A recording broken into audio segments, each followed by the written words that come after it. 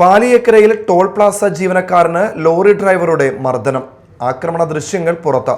പരാതിയിൽ കേസെടുത്ത പുതുക്കാട് പോലീസ് പ്രതിയെ കസ്റ്റഡിയിലെടുത്തു.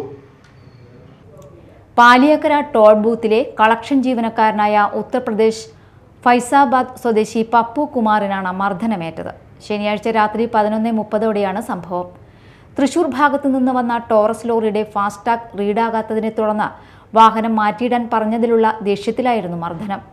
ടോൾ ബൂത്തിനുള്ളിൽ അതിക്രമിച്ച് കയറി ജീവനക്കാരനെ അസഭ്യം പറയുകയും മുഖത്തും കഴുത്തിലും ഇടിക്കുകയുമായിരുന്നു. പരിക്കേറ്റ പപ്പുകുമാറിന്റെ പരാതിയിൽ കേസെടുത്ത പുതുക്കാട് പോലീസ് പ്രതിയെ കസ്റ്റഡിയിലെടുത്തു. ചേർപ്പ് സ്വദേശിയാണ് പിടിയിലായത്.